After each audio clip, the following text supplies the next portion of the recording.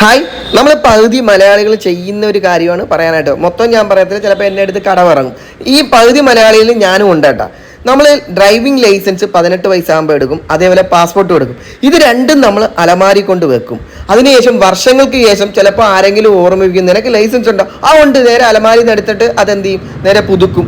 അതുപോലെ പാസ്പോർട്ടും പുതുക്കി വെക്കും. ഇന്നല്ലേ നാളെ ഗൾഫിൽ പോകാൻ ഒരു സാഹചര്യം കിട്ടിയാൽ ചിലപ്പോൾ നമുക്ക് പോകാം എന്നോർത്തായിരിക്കും പാസ്പോർട്ട് എടുക്കുന്നത്. ലൈസൻസ് എടുക്കുന്നത് എന്തിനോ ആർക്കോ വേണ്ടിയാണ് ലൈസൻസ് എടുക്കുന്നത്. പിന്നെ വർഷങ്ങൾ ഇങ്ങനെ കടന്നെല്ലാം പോകും. വീട്ടിലൊരു കാറ് മേടിക്കും. കാറ് മേടിക്കുമ്പോൾ നിനക്ക് ലൈസൻസ് ഉള്ളതല്ലേ, നിനക്ക് വണ്ടി എടുത്ത് ഓടിക്കാൻ പോയി. അപ്പോൾ അത് ആ ഡേറ്റ് കഴിഞ്ഞ് പുതുക്കാനുള്ള നേരെ അത് പുതുക്കും. പുതുക്കിയതിന് ശേഷം വണ്ടി കയറിയിരിക്കും, വണ്ടി എടുക്കാൻ പറ്റത്തില്ല. നേരെ ഏതെങ്കിലും ഒരു ഡ്രൈവിംഗ് സ്കൂളിനെ സമീപിക്കും, കുറച്ച് നാൾ അവിടെ ചെന്ന് പഠിക്കും, വീണ്ടും വണ്ടി എടുക്കാനായിട്ട് നോക്കും, നടക്കത്തില്ല, അത് പാതി വഴി ഉപേക്ഷിക്കും.